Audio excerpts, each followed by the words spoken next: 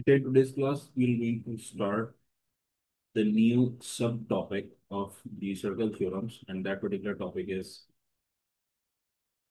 the symmetrical properties of a circle. ठीक है। Last class के अंदर बेटा डिटेल में हमने जो है वो angular properties of a circle को डिस्कस किया था। और angular properties of a circle के अंदर हमारे पास टोटल जो है वो 5 प्रॉपर्टीज थी, और सारी की सारी प्रॉपर्टीज जो है वो किससे रिलेटेड थी? एंगल से रिलेटेड। ठीक है। अब आपके पास यहाँ पे जो है वो symmetrical properties of a circle आपके पास जो है वो नेक्स्ट टॉपिक है।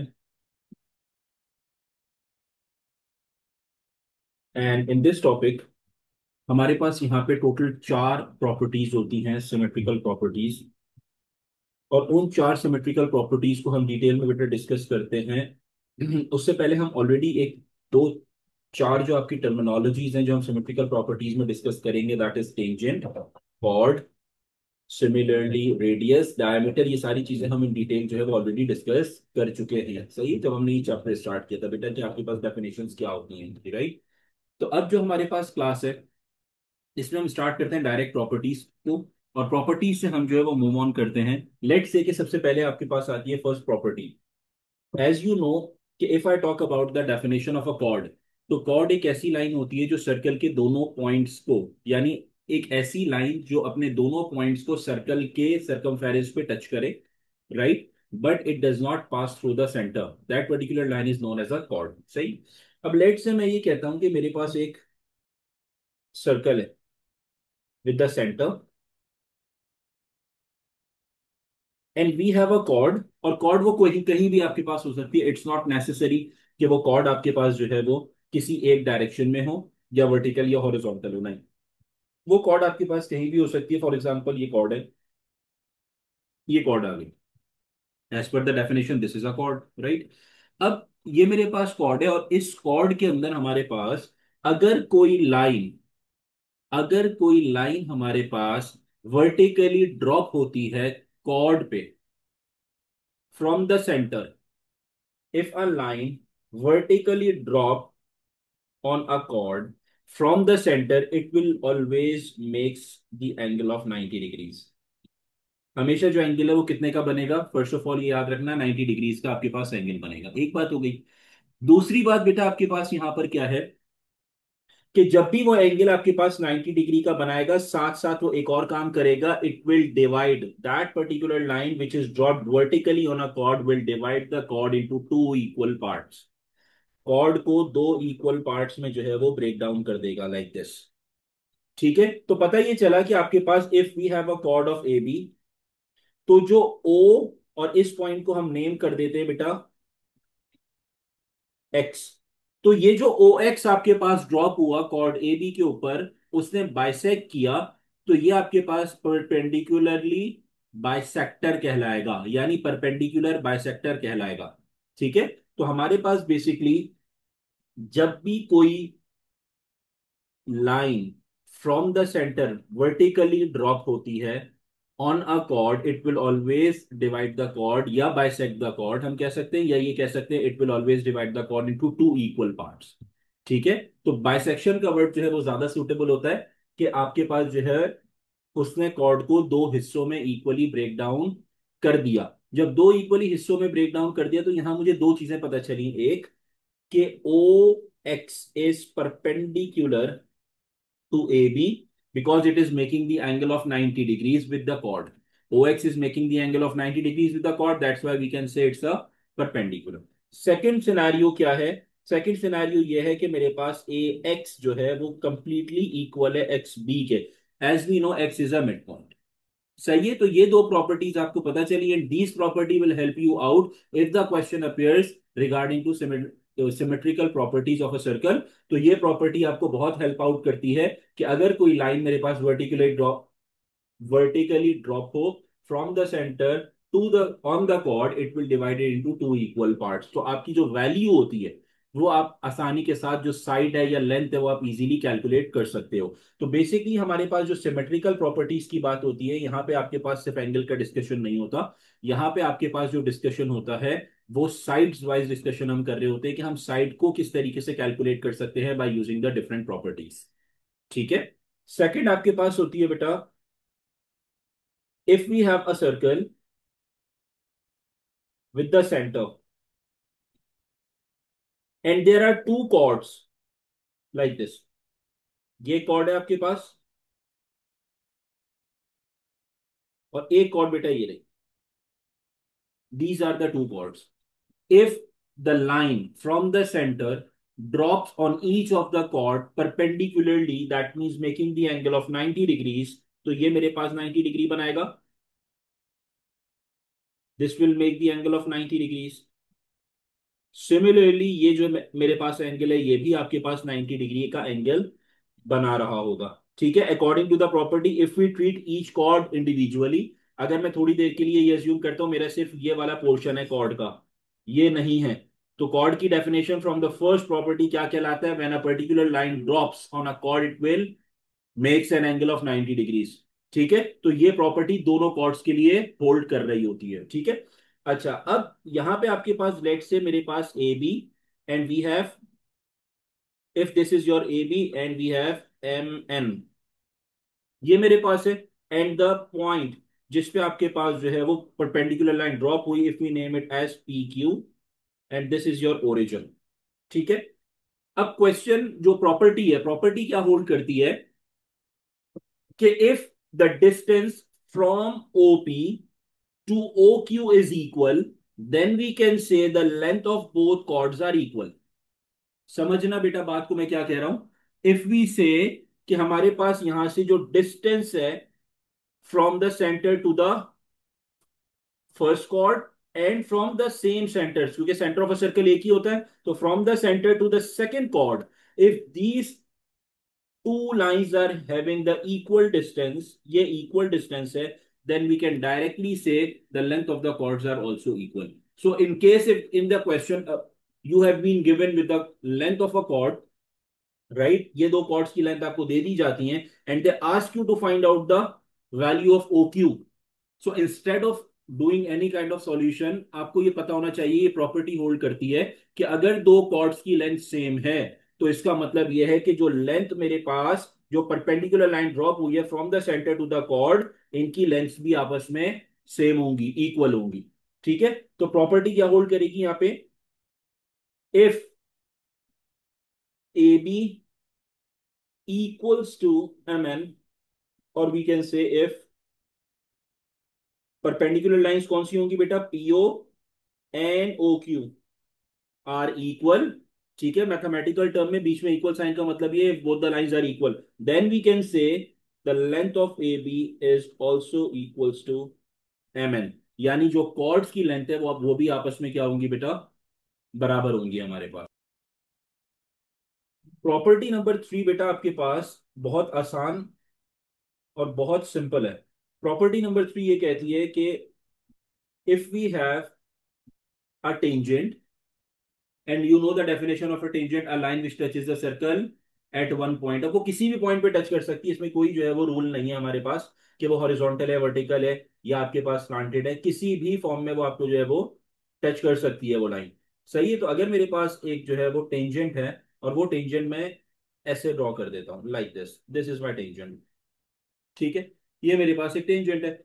अब इस टेंजेंट ने और ये जो मेरे पास सेंटर ऑफ अ सर्कल है, ये दोनों लाइंस आपस में क्या हो रही हैं?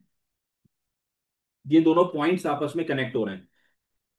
जिस पॉइंट पे लाइन सर्कल को टच करते हुए पास हो गई वो ये वाला पॉइंट है बेटा, और सेंटर ऑफ अ सर्कल ये आपके पास है। If I join both the points by drawing a line, so the angle between the line and the tangent will always be 90 degrees.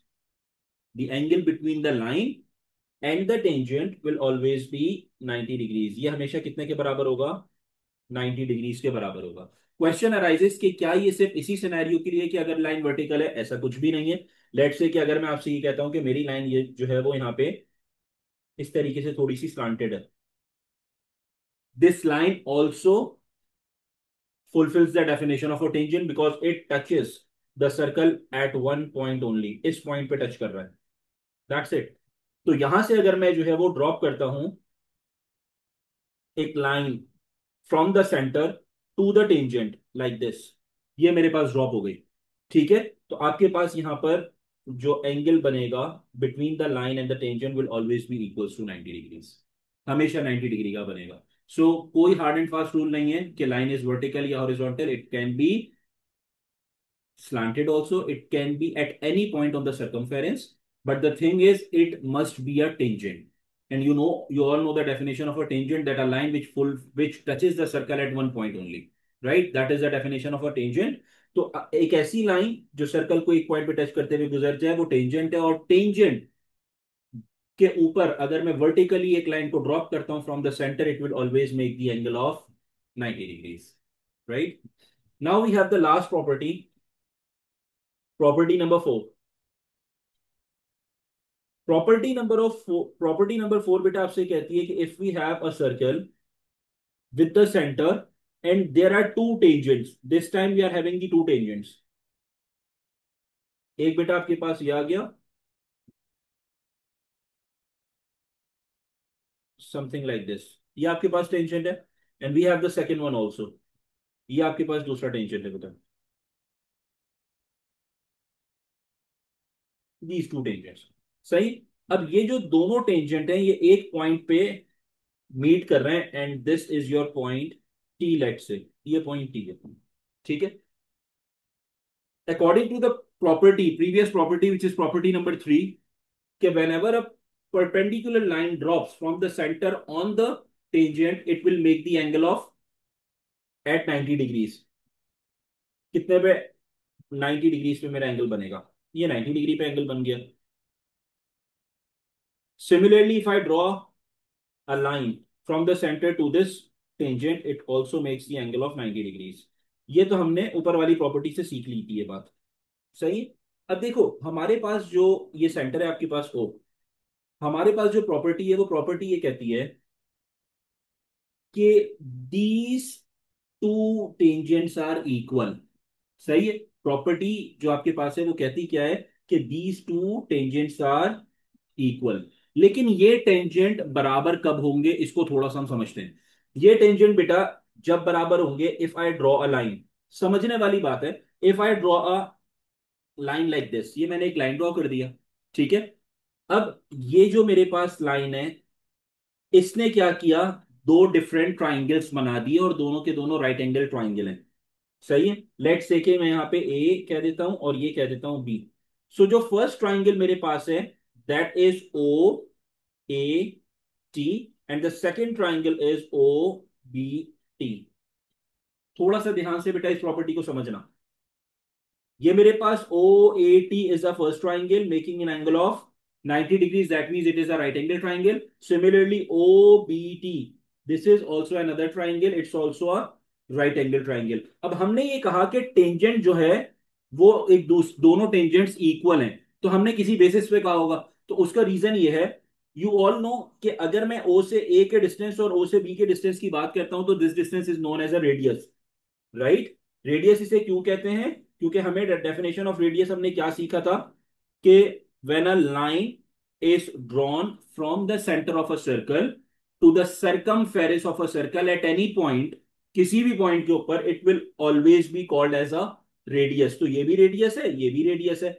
और सर्कल के क्योंकि सारे जो है वो distance from the centre to the circumference radius कहलाते हैं, सारों की लेंथ बराबर होती है। तो पता ये चला कि ये लेंथ आपके पास बराबर हो गई, ये लेंथ भी आपके पास जो है वो बराबर हो गई। एक बात तो ये क्लियर हो गई। दूसरी बात आपके पास क्या है कि this is a common line, and this common line is in both triangles. O A T के अंदर भी जो है वो ओटी है, ओ बी टी के अंदर भी ओटी है। तो डेफिनेटली अगर मेरी दो लेंथ जो है वो इक्वल हैं, और bye using the Pythagoras theorem definitely I will get the third length equal. ऐसे ही है ना कि अगर मैं यहां पे आपसे कहता हूं ये 90 है, 90 के सामने वाली साइड क्या कहलाती है? Hypotenuse. This line which I am drawing it is known as a hypotenuse. तो अगर मेरे पास ये हाइपोटेन्यूज सेम है, ये मेरे पास ऑपोजिट सेम है, so by using the Pythagoras theorem my adjacent will be same. यही सिनेरियो हो जाएगा, क्योंकि यहां पे भी अगर मैं ओबीटी की बात करता हूं तो भी आपके पास OT, that is your common line. OB because of the radius length is same, तो ये जो मैं पाइथागोरस थ्योरम यूज करूंगा तो ये जो लेंथ होगी ये भी मेरे पास इक्वल होगी। तो इसलिए हम ये कहते हैं बाय यूजिंग द सिनेरियो कि जो आपके पास दो टेंजेंट है, if we name these tangent as M and, ये आपके पास हो गया एन दे दिया। अब जो टेंजेंट के नाम है वो हमारे पास क्या होंगे? After analyzing the scenario, we can directly say that MT is equals to NT, and MT and NT are known as the tangents. ठीक है, तो ये चार आपके पास symmetrical properties of a circle होती हैं जो आपको क्वेश्चंस में हेल्प आउट करती हैं to gain your answer when we are discussing about the sides, right. Question one में बेटा आप अगर आइडेंटिफाई करो सबसे पहले जो भी आपके पास शेप है, उस शेप में एक चीज कॉमन है, वो ये कि ये जो लाइन है, this line is known as a diameter because it's passing from the centre. और हमने ये पढ़ा था कि जब भी आपके पास कोई ट्राइंगल ड्रॉ होता है using the semi circle, so the angle which is made on the circumference will always B 90 degrees. हमेशा कितने के बराबर हो जाएगा? 90 डिग्रीज के बराबर होगा। और ये बात कोई नई नहीं है, ये बात हम ऑलरेडी जो है वो प्रॉपर्टी में डिस्कस कर चुके हैं कि whenever a triangle is made using a semi circle, so the angle which is made on the circumference of a circle will always be 90 degrees। ठीक है, तो क्योंकि मैंने यहाँ पे सॉल्यूशन करना है तो सॉल्यूशन के लिए जो मैं यूज कर रहा हूं बेटा कलर, वो मैं यहाँ पे लाइट ब्लू यूज कर रहा हूँ। Light blue is only for solution, ठीक है। तो यहाँ पे आपके पास ये 90 डिग्री बनेगा, ये आपके पास 90 डिग्री हो जाएगा। एक बात तो ये क्लियर हो गई, ठीक है। सबसे पहले हमने जो है वो एक्स फाइंड आउट करना है। एक्स फाइंड आउट करने के लिए if we consider the whole triangle, ये पूरा ट्राइंगल कंसिडर करते हैं, तो इस ट्राइंगल में we have 31 degrees, we have 90, we have X. We know sum of interior angle of a triangle is equals to 180 degrees. तो ये हो जाएगा बेटा आपके पास for part A, it's X plus 31 plus 90 equals 180 degrees. So x equals 90 minus 31. So x equals 59 degrees. ये आपके पास x आ गया। Now if you talk about b, तो b में यहाँ पे अगर आप साइन देखो, ये दो साइन आपके पास है which indicates that these two lines are lengths are equal. ये दोनों की जो लेंथ है वो मेरे पास क्या है बेटा? बराबर है। और जब लेंथ बराबर होती है तो इनके जो ऑपोजिट एंगल्स होते हैं वो भी मेरे पास इक्वल होते हैं। So if this is your y, so that means this is also y। ये अगर इसके सामने वाली साइड जो है वो y है, एंगल y है, तो इस साइड के सामने वाला जो एंगल होगा वो भी y होगा because of the isosceles triangle. तो ये भी मेरे पास बेटा y हो जाएगा। अब अगर हम ट्राइंगल को कंसिडर करते हैं, this triangle, we have only one unknown और वो एक ही वेरिएबल है, तो हमारे पास क्या हो जाएगा? Sum of interior angle equals 180 degrees, that means y plus 90 equals 180। So y plus 90 equals 180 degrees. So we have 2y equals 90 degrees and the answer of y is 45 degrees. Question number 2 के अंदर बेटा आपसे कहता है you have to find out the three unknowns x y and z। दो triangle मेरे पास यहां पर हैं। First of all this triangle, then we have this second triangle, and if we consider the whole triangle, तो ये मेरे पास जो है पूरा ये ट्राइंगल भी है, सही है।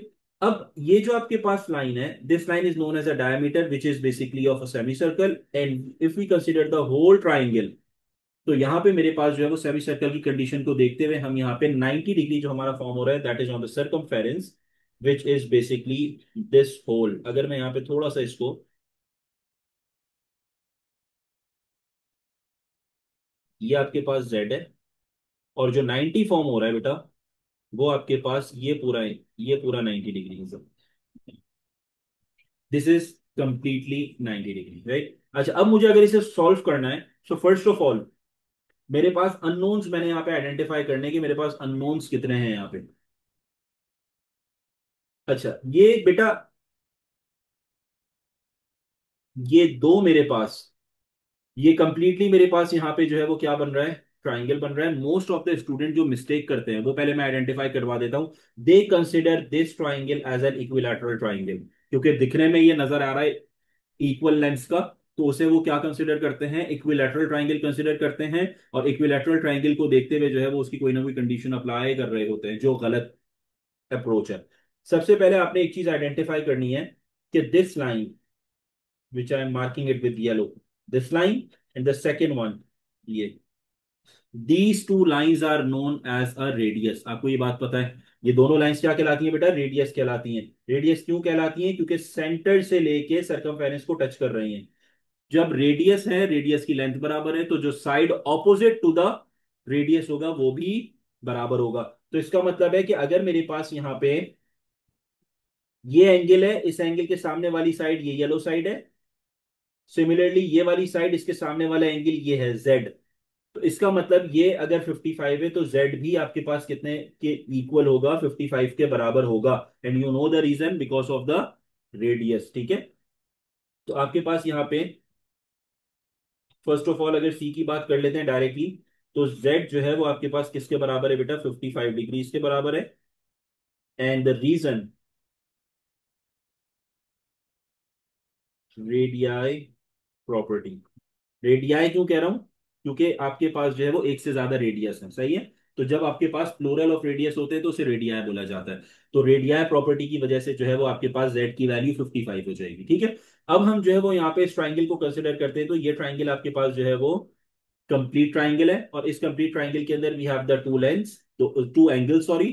तो दो एंगल मेरे पास है, we can calculate the third angle by using the condition. कौन सी कंडीशन यूज करके?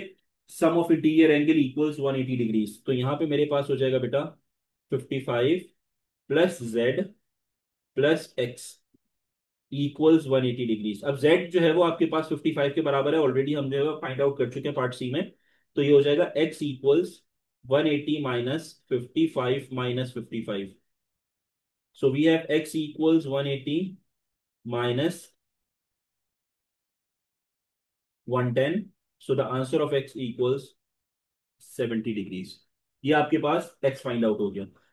अब हमने जो है वो क्या कैलकुलेट करना है बेटा? वाई कैलकुलेट करना है। और आपको पता है कि स्ट्रेट लाइन जो होती है, ये मेरे पास एक स्ट्रेट लाइन है, स्ट्रेट लाइन का जो कंप्लीट एंगल होता है वो कितने के बराबर होता है? 180 डिग्रीज के बराबर होता है। If we have the length of x, sorry, if we have an angle x, ये मेरे पास एंगल एक्स है, तो अगर मुझे यहाँ पे वाई फाइंड आउट करना है तो 180 में से एक्स को सब्ट्रैक्ट करूंगा, I get the answer of y. तो मेरे पास यहाँ पे बेटा for part B y plus x, इसका सम कितने के बराबर है? 180 डिग्रीज के बराबर है। If I want to find out the value of y, तो 180 minus x that is 70 degrees. So 180 minus 70 करूंगा तो हमारा जो आंसर है बेटा वो कितने बराबर हो जाएगा? 110 डिग्रीज के बराबर है। तो तीनों एंगल्स आपके फाइंड आउट हो गए, x that is 70 degrees, y 110 degrees and z 55 degrees. In part A, they ask you to find out x, part B y, and part C z. So सबसे पहले x find out करने के लिए बेटा, if we consider this whole diameter, तो we know कि straight line जो होती है उसका complete angle 180 डिग्रीज के बराबर आपके पास होता है, राइट? तो अगर मुझे एक साइड एक हाफ पता है that is 54 degree, so we can find the second half by subtracting it from 180 degrees. आपके पास ये हो जाएगा बेटा x plus 54 degrees equals 180 degrees. So if you want to find out the value of x, so 180 minus 54, तो आपके पास हो जाएगा बेटा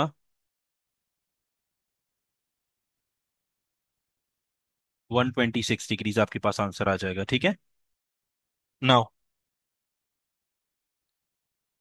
पार्ट बी में कहता है you have to find out the value of Y and Z. So अगर मैं यहाँ पे दो लाइंस को आइडेंटिफाई करता हूँ, this one which is known as a radius and the second one which is also known as a radius, these two lines are known as a radius।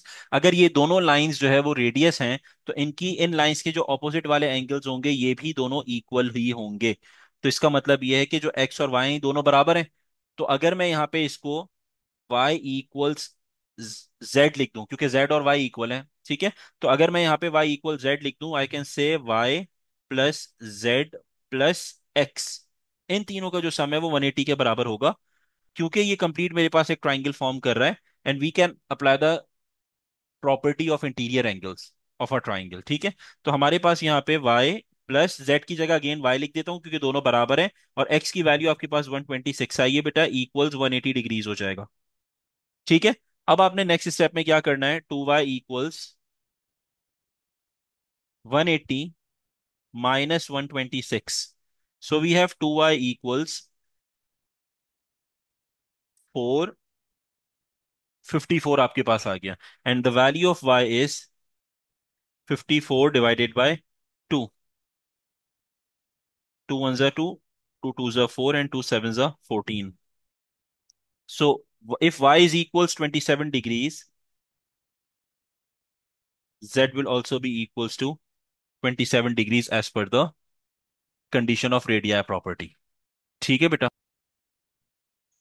Question number 4 थोड़ा सा बेटा आपके पास interesting question है, और उसका reason ये है कि this question is having the to properties in it. कौन सी दो प्रॉपर्टीज हैं समझना सबसे पहले। एक प्रॉपर्टी तो वो यहाँ पे अप्लाई हो रही है कि हमने सीखा था कि whenever a triangle is formed using a semi circle, the angle on the circumference will always be equals to 90 degrees. एक तो ये प्रॉपर्टी है। दूसरी प्रॉपर्टी ये है कि when the angles when all the angles lie in a same segment, the number of angles are equal। हमने क्या सीखा था कि अगर मैं यहाँ पे जो है अपने अपने ट्राइंगल्स के अंदर बाइफिकेशन करता हूँ, right, if I consider these two triangles, और ट्राइंगल की बाइफिकेशन ऑलरेडी आपको सिखा दी थी मैंने कि इसको इस तरीके से ड्रॉ करना है कि अपर पार्ट अपर हो जाए, लोअर पार्ट लोअर हो जाए, राइट। तो यहाँ पे अगर मैं जो है इन दो ट्राइंगल्स के बारे में बात करता हूं, और इन दो ट्राइंगल्स के अंदर हम जो है वो सेमी सर्कल ड्रॉ करते हैं, जिसे हम ये कहते हैं कि हमने अपर पार्ट ऑफ अ या अपर सेमी सर्कल अलग कर दिया और लोअर सेमी सर्कल हमने अलग कर दिया। ठीक है। So the angles all the angles lying all the angles lying in the upper semicircle will always be equal, and all the angles lying in a lower semicircle will always be equal as per the condition। तो हमने यही सीखा था कि all the angles in a same segment are equal, that was the property। ठीक है। तो अब अगर मैं यहां पे बात करता हूं, आप खुद आइडेंटिफाई कर सकते हो, if this is C, so this corner is also C. ये आपके सामने मैं ड्रॉ कर रहा हूं। ठीक है। अगर वो सी के बराबर है तो एग्जैक्ट कॉर्नर जो आपके पास होगा वो भी सी के बराबर होगा। If you ignore this line, थोड़ी देर के लिए इग्नोर कर दो तो और ज्यादा अच्छे से समझ आ जाएगी बात। ठीक है। हमने क्या सीखा कि अगर मेरे पास ये एक सर्कल है, ये एक सर्कल है, सही है, इसे मैं थोड़ा सा बड़ा करके दिखा रहा हूं। ये सर्कल मेरे पास है बेटा, और हमारे पास यहां पर इस तरीके से शेप आ रही है। So we have already discussed कि अगर मेरे पास यहां पे ये वाला जो एंगल होगा, ये जो एंगल होगा, this angle will always be equals to this angle. इससे स्टूडेंट एक चीज में कंफ्यूज होते हैं, क्या सर ये वाला एंगल, क्योंकि जब ये लाइन बन जाती है वो इसको कंपेयर करते हैं इसके साथ, जो गलत है। हमेशा जो कंपेयर होगा वो क्या है कि जब आपने बाइफिकेशन कर दी, इस तरीके से सेमी सर्कल ड्रॉ कर दिया, तो जितने एंगल्स ऊपर लाए करेंगे, लाइक दिस, ये एक और एंगल ड्रॉ कर रहा हूं, ये भी एंगल मेरे पास बराबर होगा। तो जितने एंगल्स मेरे पास ड्रॉ होंगे वो सारे एक साइड पे जो है, जितने अपर सेमी सर्कल है उस पे इक्वल होंगे, जितने लोअर सेमी सर्कल है वो सारे इक्वल होंगे। ठीक है। तो इस प्रॉपर्टी को देखते हुए थोड़ा सा जहन में रखो कि यहां पे अगर मैं ड्रॉ करता हूं तो if this is your C, ये आपके पास सी है, so this portion is also C. ये जो है वो आपके पास क्या होगा, सी के बराबर हो जाएगा। And as we have discussed कि मैं सॉल्यूशन को जो है वो लाइट ब्लू से करूंगा, तो ये मेरे पास बेटा सी डिग्रीज के बराबर आ जाएगा यहाँ पे। ठीक है। एक चीज तो ये क्लियर हो गई। अब आपके पास यहां पर आगे मूव ऑन करते हैं,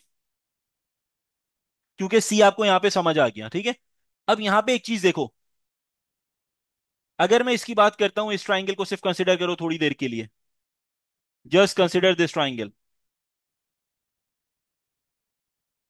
यहां पे दो लेंथ्स मेरे पास क्या है, रेडियस है। कौन सी दो लेंथ रेडियस है, उसे मैं जो मेंशन कर रहा हूं with the dark blue colour mention कर रहा हूं। एक ये आपके पास है, आई होप नजर आ रहा होगा, या ऐसे एक काम करते हैं, कलर चेंज कर देते हैं। लेट्स से कि मैं इसको आपके सामने रेड से शो कर देता हूं। ये रेडियस है, and the second one is this one. ये दो रेडियस हैं। जब ये दो रेडियस होंगे तो इनके सामने वाले एंगल्स, इसके सामने वाला बेटा ये सी है, ठीक है, तो इस रेडियस के सामने वाला एंगल ये कॉर्नर एंगल होगा which will also be C. ठीक है, according to the radii property ये भी सी हो गया। तो हमें ये पता है कि जब भी interior angle of a triangle की बात की जाती है तो इनका सम 180 के बराबर होता है। तो ये हो जाएगा बेटा सी प्लस 72 डिग्रीज। अब अगर मैं इसे सॉल्व करता हूं तो ये क्या आएगा बेटा आपके सामने, C plus 72 degrees equals 180 degrees. तो टू सी इक्वल्स 180 -72 डिग्रीज। ठीक है, तो आपके पास ये क्या हो जाएगा बेटा, 2C equals 108 degrees. So the value of C is 54 degree. तो हमारे पास यहाँ पे जो है वो सी की वैल्यू आ गई, जो आपके पास कितने के बराबर है बेटा, 54 डिग्रीज के बराबर है। एक आपके पास पार्ट फाइंड आउट हो गया। ठीक है, अब बात करते हैं आपके पास पार्ट बी की। पार्ट बी को आइडेंटिफाई करो थोड़ी देर के लिए। पार्ट बी के लिए ये पूरी एक लाइन है। This line is known as a diameter and it's a straight line. और जब भी एक स्ट्रेट लाइन होती है तो उसका जो सम होता है वो 180 के बराबर होता है। तो we have 72 degrees and the other half is B. दोनों का सम कितने के बराबर है, 180। So we can easily calculate for part B, B plus 72 degrees equals 180 degrees.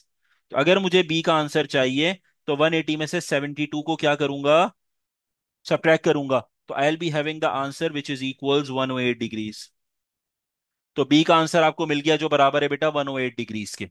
ठीक है, नाउ कंसिडर दिस लाइन। ये एक स्ट्रेट लाइन है। इस स्ट्रेट लाइन पे दो एंगल्स हैं, दोनों का सम कितने के बराबर होगा, 180 डिग्रीज के बराबर होगा। तो इन दोनों का नाम क्या है, एक ए है और एक क्या है आपके पास, बी है। तो दोनों का सम 180 के बराबर है and we have the value of B which we already found out in part B which is 108 degrees. So we can directly say A plus B का सम 180 डिग्रीज है। तो अगर मुझे ये फाइंड आउट करना है तो 180 में से B को सब्ट्रैक्ट करूंगा। और B की वैल्यू आपके पास यहाँ पे क्या है, 180 माइनस 108। ये मैंने काम कर दिया तो A का जो मेरे पास आंसर आ गया दैट इज 72 डिग्रीज। ठीक है, अब इसकी एक लॉजिक और बताता हूं, समझना बात को। जब भी आपके पास दो लाइंस क्रॉस में आती हैं तो उनका जो एंगल होता है वो बराबर होता है। ठीक है, वो एंगल क्यों बराबर होता है, because of the property of vertically opposite angle. ठीक है, ये सॉल्यूशन से भी बता रहा हूं और थ्योरम के थ्रू भी बता रहा हूं, दोनों चीजें ध्यान में रखना। सही है, ये मेरे पास एक स्ट्रेट लाइन है और ये दूसरी लाइन मेरे पास है जो उसे क्या कर रही है, एक पॉइंट पे इंटरसेक्ट करते हुए गुजर रही है। तो दोनों मेरे पास एक्स पोजीशन पे हैं और इन दोनों के जो आमने सामने वाले एंगल्स होंगे ये दोनों इक्वल होंगे and the property that hold is known as a vertical opposite angle. तो वर्टिकल ऑपोजिट एंगल जो है आपकी प्रॉपर्टी है, इसको देखते हुए जो है वो ए की वैल्यू डायरेक्टली आप 72 डिग्रीज भी लिख सकते हो instead of doing this whole working. या अगर आप जो है वो पहले बी फाइंड आउट कर लेते हो तो उसको देखते हुए आप जो है वो ए भी उसी तरीके से फाइंड आउट कर सकते हो, आंसर विल रिमेन सेम। सही है, तो दूसरी जो प्रॉपर्टी है वो भी यहां लिख देता हूं कि A is directly equals to 72 degrees and the property which hold is vertically opposite angles. दोनों सिनेरियोज मैंने लिख दिए कि दोनों से आंसर आपका सही कंसिडर होगा। ठीक है, ए बी और सी आपने फाइंड आउट कर लिया, that last one is D. D मुझे जो है वो यहां पे चेक करना है। सही है, अच्छा अब देखो यहां पे एक चीज, मैं डी को कैलकुलेट करने के लिए यहां पे क्या सिनेरियोज यूज कर सकता हूं। आपको ये पता है ये मेरे पास सी के बराबर है। ठीक है, ये आपको पता है ये मेरे पास 72 डिग्रीज के बराबर है। ठीक है, सी आपको ऑलरेडी पता है ये मेरे पास 72 डिग्रीज के बराबर है क्योंकि वर्टिकली ऑपोजिट है। If we consider the property of the radii, या रेडियाई प्रॉपर्टी को अगर हम देखते हैं तो these two length are equal. तो अगर ये लेंथ और ये लेंथ मेरे पास बराबर है सो दिस इज सी, तो this will also be C. ये भी कितने के बराबर हो जाएगा, सी के बराबर हो जाएगा।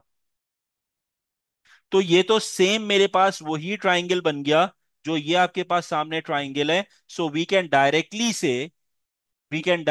से कि मेरे पास जो सी की वैल्यू है ये आइसोसेलेस ट्राइंगल की कंडीशंस है मेरे पास। ठीक है, और ये जो आपके पास है ये सी मेरे पास बन गया। अब मैं एक जो ट्राइंगल आपके पास है वो फॉर्म कर रहा हूं और उस ट्राइंगल को जरा देखना बेटा, because we need to find out the value of D, उसके लिए हम वर्किंग कर रहे हैं। ये मेरे पास स्ट्रेट लाइन है, इसको हम थोड़ा सा ब्रॉड कर देते हैं।